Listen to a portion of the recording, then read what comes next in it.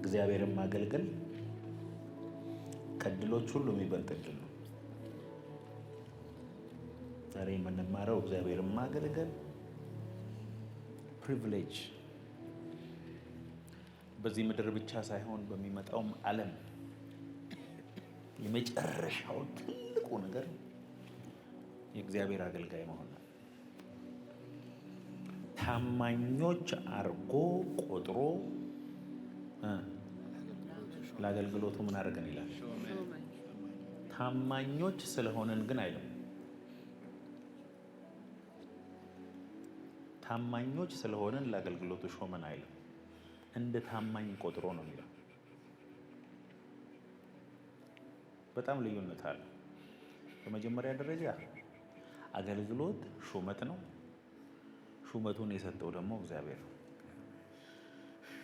እግዚአብሔርን ማገልገል በምድር ላይ ካሉ እድሎች በጣም እድለኛ ነው የምትሉትን ሁሉ ደምሩና ስታመጡ እግዚአብሔርን እንደሚያገለግል ሰው እድለኛ የለም። ፋይናል እዚህ ፕላኔት ላይ የመጨረሻው እድለኛ ሰው እግዚአብሔር ታማኝ አድርጎ ቆጥሮ በእጁ ላይ አገልግሎት የሰጠው ሰው ነው። እግዚአብሔር የሚወደውን አንዱን ልጁን ወደ ምድር ሲልከው አገልጋይ ነው ያደረገው። ከዛ ጌታ ኢየሱስ እንደዚህ ያለ የሰው ልጅ ሰዎች እንዲያገለግሉት አልመጣም፣ ለማገልገል ነው የመጣው አለ። ሮሜ 12:1 እንግዲህ ወንድሞች ሆይ ሰውነታችሁን እግዚአብሔርን ደስ የሚያሰኝና ሕያው ቅዱስም መስዋዕት አድርጋችሁ ታቀርቡ ዘንድ በእግዚአብሔር ርኅራኄ እለምናችኋለሁ። እርሱም ለአእምሮ የሚመች አገልግሎታችሁ። Therefore I urge you, brothers and sisters, by the mercies of God, to present your bodies, dedicating all of yourself, set apart as a living sacrifice, holy, well-pleasing to God, which is your rational, logical, intelligent act of worship. ሰውነታችሁ ሁለንተናችሁ ማንነታችሁ ለእግዚአብሔር እንደ ሕያው መስዋዕት ታቀርቡ ዘንድ በእግዚአብሔር ርኅራኄ እለምናችኋለሁ። ይሄ ደግሞ ለአእምሮ የሚመች አገልግሎታችሁ ነው። ሴት አፓርት ዩርሰልፍ መስዋዕቱ ላይ ራሳችሁን አስቀምጡ እንደ ሕያው መስዋዕት። እግዚአብሔር የሚቀበለው የሚያሸተው የሚወደው መስዋዕቱን ራሳችሁን አድርጋችሁ ስጡት፣ ሰውነታችሁን ስጡት። ራሴ ውስጥ ስራ ያለ፣ ገንዘብ ያለ፣ ኢነርጂ ያለ ሁለንተናዬን ማለት ነው። እንግሊዝኛው እንደዛ ነው የሚለው dedicating all of yourself, set apart as a living sacrifice። እውነተኛ አገልግሎታችሁ ይሄ ነው ይላል። ሰውነታችሁን ሕያውና ቅዱስ መስዋዕት አድርጋችሁ ታቀርቡ ዘንድ በእግዚአብሔር ርኅራኄ እለምናችኋለሁ። ለካ እግዚአብሔር የመጀመሪያው አገልግሎት ራሴን ከመስጠት ነው የሚጀምረው። ነፍሴን ለጌታ በማፍሰስ ፑር በማድረግ ይኸው በማለት ሰጠው። ያንተ ነው እኔነቴ፣ ህይወቴ፣ ዘመኔ ያንተ ነው። እንደፈለግ አድርገህ ተጠቀምበት። አንዳንድ ሰው ዘመኑን በሙሉ ለእግዚአብሔር ይኸው ጭምቅ አድርጎ ሰጥቶት ነው የሚያልፉ። በእኔ ፍላጎት ነው ባሪያ። አንተ ልጅ ብለኸኛል፣ እኔ ግን ያንተ ሰራተኛ፣ ያንተ ባሪያ፣ ያንተ አገልጋይ ሆኜ ይኸው ራሴን ሰጥቻለሁ።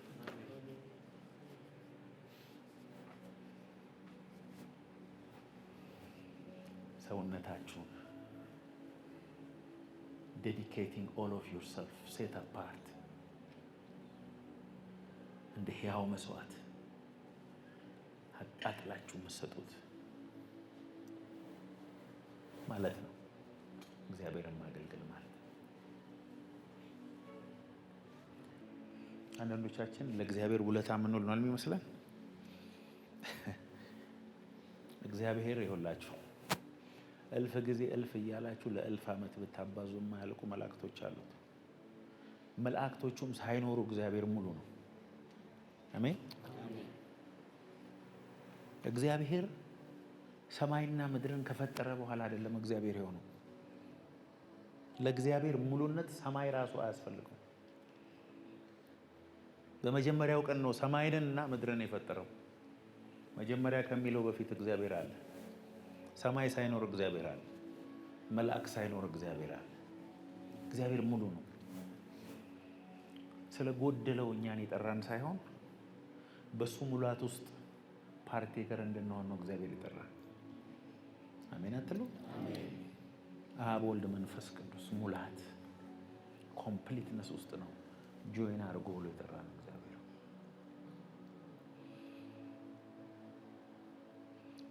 ከፍ ብለንም ከፍ የምናደርገው እግዚአብሔር የለም። ትልቅ ነህ ብለን ትልቅ የምናደርገው እግዚአብሔር የለም። አንዳንድ ሰው እግዚአብሔርን ሲያገለግል ወይ በቃ እሱ ከሌለ የእግዚአብሔር ነገር ሁሉ ተው። በእናትህ የገባኝን አንድ ነገር ልንገራችሁ። እግዚአብሔርን ማገልገል እንደ ትልቅ እድል የማያይ ሰው እግዚአብሔር ለትልቅ ቅባት እንደማያጨው ታውቃላችሁ። ከእድሎች ሁሉ የሚበልጥ እድል ነው። ፊልጵስዩስ 1:21 ለእኔ ሕይወት ክርስቶስ for me to live is Christ.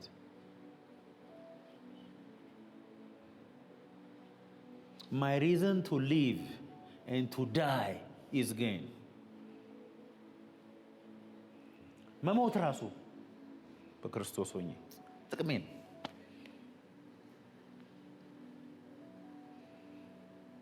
ክርስቶስ ሕይወቴ ነው። ስለ ሕይወቴ እኖርለታለሁ። እግዚአብሔርን ማገልገል እድል ሲሰጥ በምድር ላይ ካሉ 8 ቢሊዮን ሰዎች ለ0.00 ምናምን % የተሰጠው እድል ነው የተሰጠ።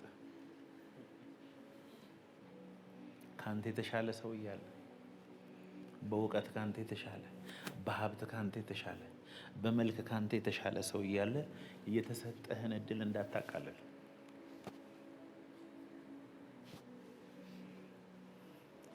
For me to live is Christ. አንደኛ ቆሮንቶስ 3:9 የእግዚአብሔር እርሻ ናችሁ፣ የእግዚአብሔር ሕንፃ ናችሁ፣ ከእርሱ ጋር አብረን የምንሰራ ነን። For we are God's fellow workers, His servants working together. Co-laborers ነው የሚለው ሌላ። You are God's cultivated field. ከእግዚአብሔር ጋር አብረን የምንሰራ ነው።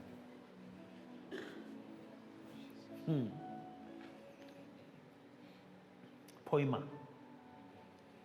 የእግዚአብሔር ቅኔዎች ነን፣ የእግዚአብሔር ግጥሞች ነን፣ የእግዚአብሔር ደብዳቤዎች ነን። ከእግዚአብሔር ጋር አብረን የምንሰራ ነው። በእያንዳንዱ እግዚአብሔር በላከ አሳይመንት ውስጥ ከእግዚአብሔር ጋር ነው አብረን የምንሰራው። የእግዚአብሔር እርሻ ናችሁ፣ የእግዚአብሔር ሕንፃም ናችሁ፣ ደግሞ ከእርሱ ጋር አብራችሁ ምሰሩ ናችሁ። እግዚአብሔር አንተን መስራት ብቻ ሳይሆን ከአንተ ጋር ይሰራል። የእግዚአብሔር አገልጋይ መሆን ማለት ከእግዚአብሔር ጋር አብረው ሰራተኛ መሆን ማለት ነው። ፊልጵስዩስ 1:29 መከራ ለመቀበል ራሱ ስለ ስሙ መከራ ለመቀበል እግዚአብሔር ሊጠራ ያስፈልጋል። for you have been granted እድል ተሰጥቷቸዋል ማለት ነው። ይህ ስለ ክርስቶስ ተሰጥቷቸዋል፣ ግራንት ተደርጋቸዋል። ስለ እርሱ መከራ ደግሞ ልትቀበሉ እንጂ በእርሱ ልታምኑ ብቻ አይደለም። you are granted ፕሪቪሌጅ ተሰጥቷቸዋል። ኢየሱስ እንዲሆንኩ ቤተክርስቲያን እንዲሆንኩ እንደዚህ ሆንኩ ግራንት ይኸው እድል ከተሰጠ ነው ስለሱ የምትሰደው። ሐዋርያት ለመጀመሪያ ጊዜ በጣም የተደሰቱት ያ ሐዋርያት ሥራ ምዕራፍ 3 ላይ ሽባ የነበረውን ሰውዬ ፈውሰው ሲያንገላቷቸውና ሲሰድቧቸው በጣም ተደሰቱ ይላል። ለምን? ስለ ስሙ መከራ መቀበል ስለጀመሩ። ሐዋርያት በመንፈስ ቅዱስ የተሞሉ ቀን ተደሰቱ የሚል የለም። መከራ የተቀበሉ ጊዜ ግን ጀምረናል ማለት ይኸውልህ፣ ስለ ስሙ ለመሰደብ ራሱ ጥሪ ያስፈልጋል። እግዚአብሔር ለመስደብ የጠራው ሰው የለም። ለመሰደብ ግን እድል የተሰጣቸዋል። ይኸው በሱ ልታምኑ ብቻ ሳትሆኑ አለ ስለ እሱ መከራ ልትቀበሉ ይሄ እድል ተሰጥቷቸዋል። ማይ ጎድ ማይ ጎድ ማይ ጎድ ማይ ጎድ ማይ ጎድ ማይ ጎድ። ይኸው ኢየሱስ ስለ እሱ መከራ እንዲቀበሉ የሚፈልጋቸውና ለመከራ የሚያምናቸው በስሙ ምክንያት ለመሰደድ ግራንት የሚሰጣቸው የሆነ አቅም ግሬስ የሚሰጣቸው ሰዎች አሉ።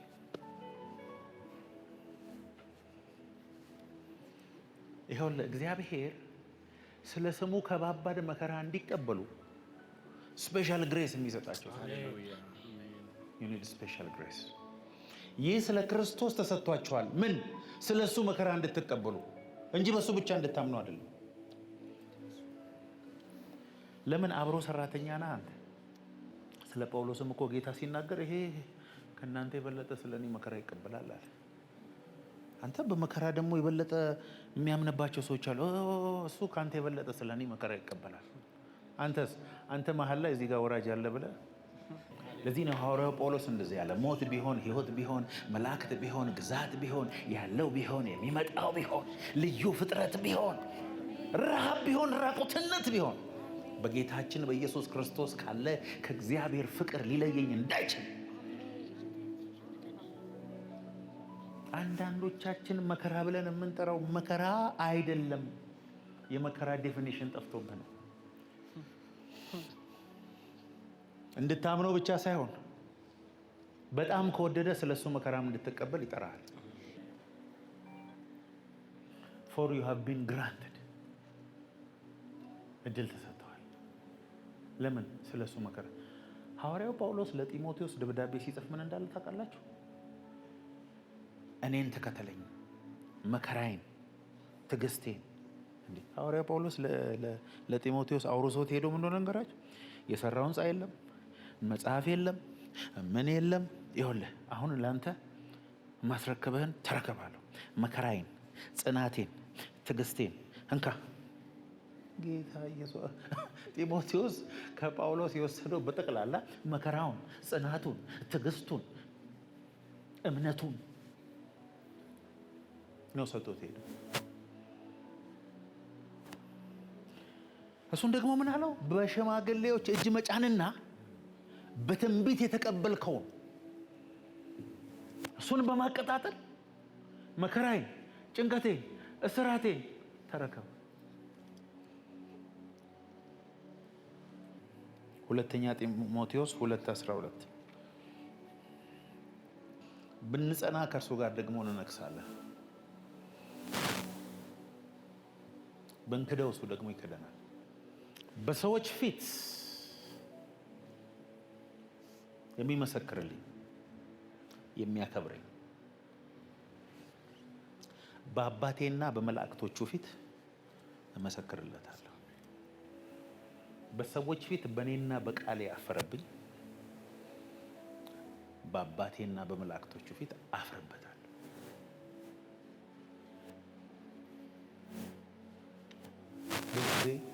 ለመሰከረልኝ እመሰክርለታለሁ ብቻ ነው የምናስበው።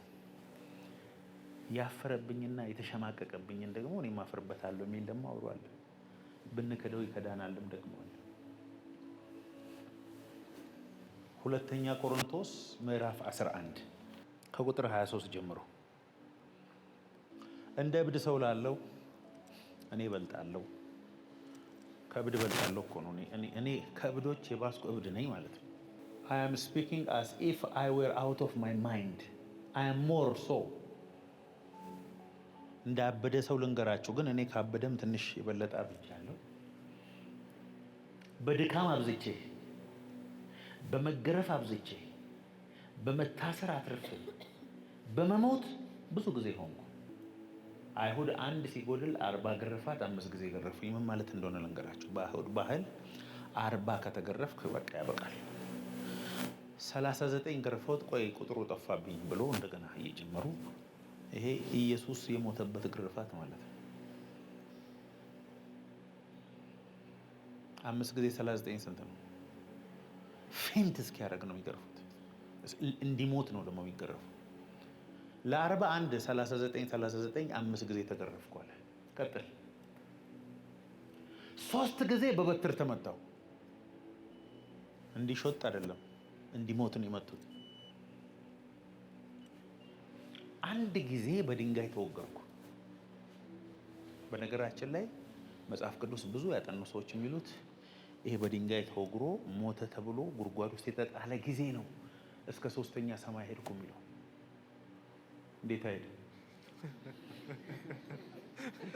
አናቱን በርቅሰውት ደሞ ፈሶ አልቆ ቦይ ውስጥ ሞቷል ብሎ ሲጥሉት እሱ ሰማይ ሄዷል። ሐዋርያው ጳውሎስ 3ኛ ሰማይ ሄዶ ከ14 ዓመት በኋላ ነው ያወራው። መርከቤ 3 ጊዜ ተሰበረ፣ ሌሊትና ቀን በባህር ውስጥ ኖርኩ። ታውቁታላችሁ። አንደኛው በመርከብ ስብርባሪ እንዴት እንዳለፈ። ብዙ ጊዜ በመንገድ ሄድኩ፣ በባዶ እግር ተመልከቱ፣ ኪሎ ሜትሮችን እያቋረጠ። እዛ ውስጥስ የወንዝ ፍርሃት፣ በወንበዴዎች ፍርሃት፣ በወገኔ በኩል ፍርሃት፣ በአሕዛብ በኩል ፍርሃት፣ በከተማ ፍርሃት፣ በምድረ በዳ ፍርሃት፣ በባህር ፍርሃት፣ በውሸተኞች ወንድሞች በኩል ያኔም ነበሩ። ውሸተኞች ወንድሞች በኩል ፍርሃት ነበር። ጥቅስ እየጠቀሱ ወንድም የሚገሉ ያኔም ነበሩ። ቀጥል። በድካምና በጥረት ብዙ ጊዜ እንቅልፍ በማጣት በራብና በጥም ብዙ ጊዜም በመጾም በብርድና በራቁትነት ነበርኩ። አሁን ማን ነው ምድረ በዳ ውስጥ ሄዶ ራቁቱን ብርድ? እሺ ቀጥል። የቀረውን ነገር ሳልቆጥር የቀረም አለ። ይህ ሁሉ ሆኖ የቀረ አለ። እለት እለት የሚከብድብኝ እስቲ በሉ የአብያተ ክርስቲያናት ሁሉ ሀሳብ እየበረደው ደግሞ በዚህ በኩል እየፈሰሰ ወይኔ ቆሮንቶስ፣ ወይ ገላትያ፣ ወይ ሮሜ ቤተክርስቲያን እንዴት ሆኖ ይሆን? ወይኔ ከዚህ እየተደበደበ፣ ከዚህ እየተጨፈጨፈ፣ ከዚህ እየተራበ አንጀቱን እንደዚህ አስሮ መንገድ ላይ እየተንፏቀቀ ኪሎ ሜትሮቹን እያቋረጠ እለት እለት የሚከብድበት የሚፈሰው ደሙ ሳይሆን ራበኝ፣ ኧረ ተው፣ ተቸገርኩ፣ ኧረ ተው። እለት እለት daily inescapable pressure of my concern for all the churches. እለት እለት ያሳስበዋል። የጳውሎስ ቅባት ኧረ እባክህ ተው ተው። የጳውሎስ ቅባት ምድረ በዳ የሚያቅበዘብዝ ነው። በራቁትነት፣ በብርድ፣ በፍርሃት፣ በስድብ፣ በመከራ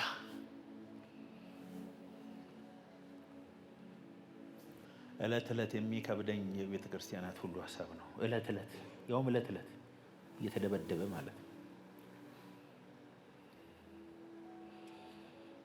ስለዚህ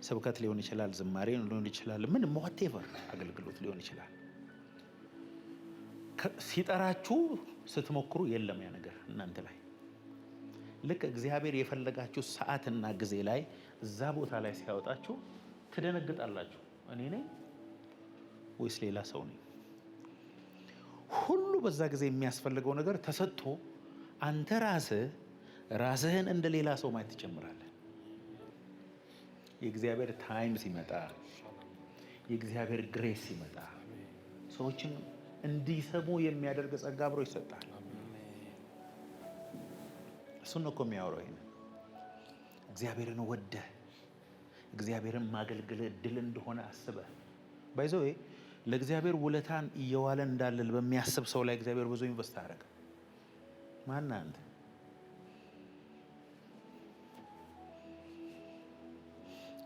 ዘር ነበርና ጥቂት ጊዜ በፊት የአባታችን ወገብ ውስጥ የነበረ እግዚአብሔር ውሃን እኮ ነው አንስቶ አጥንት ያለው ሳምባ ያለው ደም ስር ያለው ብሬን ያለው ኩላሊት ያለው ምን አድርጎ እንደሰራው እኛ ምን እናውቃለን?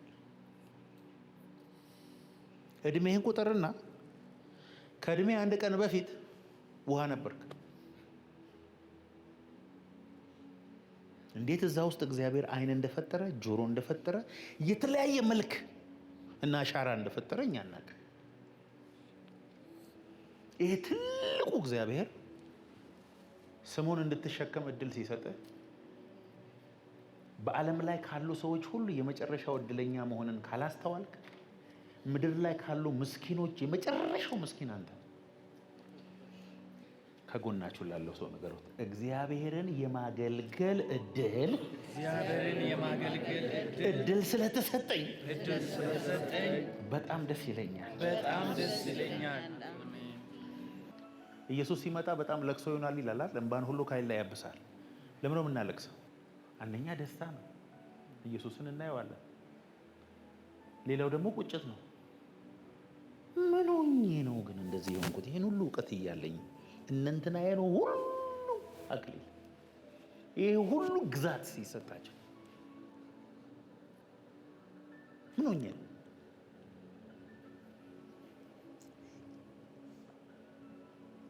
ምን ነካኝ ግን? እኩል ጸጋ፣ እኩል ጊዜ፣ እኩል ነገር ተሰጥቶኝ እኔ ግን ማትረፍ ያቃተኝ ለምን ሰልፊሽ ሆንኩት? ትልቅ አደራ የተሰጣችሁ ሰዎች ተጠንቀቁ። እያንዳንዱ አደራ ውስጥ እግዚአብሔር እጅ አለበት። ያያሃል እግዚአብሔር። ሰው ባይከፍል የሚከፍል እግዚአብሔር አለ። እግዚአብሔርን ማገልገል የእግዚአብሔር ወዳጅ ያደርጋል። አሜን በሉ እንጂ። አዎ ፌሎሺፕ እየጠነከረ ይሄዳል።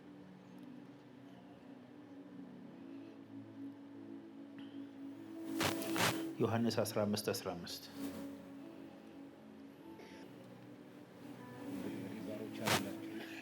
እኔ ባሪያዎች አልላቸውም አለ እኮ።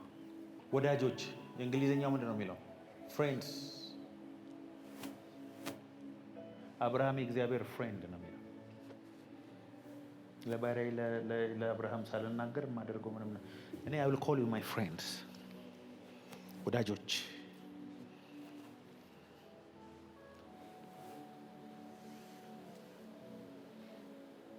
ከአባቴ የሰማውን ስላሳወቅኳችሁ ባሪያዬ እንዲህ አይነት ሚስጥር አያውቅም። እናንተ ግን አቲቲዩዳችሁ የሚሆነው አለ ሁሉን ሰርታችሁ ስትመጡ እኔም አልጠቅም ባሪያ ነኝ በሉ። እናንተ በሉ፣ እኔ ግን አልላችሁ። ባለ አንዱም ባለ ሁለቱም ባለ አምስቱም መጡ አይደለ? እግዚአብሔር ከሌሎች የተለየ ታለንት፣ የተለየ ጸጋ፣ የተለየ መሰማት፣ የተለየ ኦፖርቹኒቲዎችን ካመጣ ባለ አምስቱ ነው ማለት እኮ ነው። ዝም ብሎ ተጎትቶ ወደ አንተ፣ ያኛው ኃላፊነት ተጎትቶ ወደ አንተ፣ ይሄኛው ምናምን ሰው እጅ ሳታወጣ አንተን እየመረጠ ከሆነ ባለ አምስቱ ነው። እሺ ሲለው ጌታዬ አምላኬ 5 ሰጠኝ ነበር፣ ሌላ 5 ሰራው። 10 ሲለው እኮ ጌታው ደስ አለ፣ ወደደው። ምን አለው? ከዛ አንተ በሉ እስቲ አንተ በጎ ታማኝ ባሪያ። በእግዚአብሔር አፍ የሚባሉ ሰዎች አሉ። አንተ በጎ ታማኝ ባሪያ፣ በጥቂቱ ታምናል፣ በብዙ ሾመሃል። ዛሬ አእምሯችሁ ውስጥ ያለ እግዚአብሔርን ማገልገል እንደ በደል የምታስቡትን ነገር ከውስጣችሁ ነቅየዋል። አሜን አሜን በል በጌታ በኢየሱስ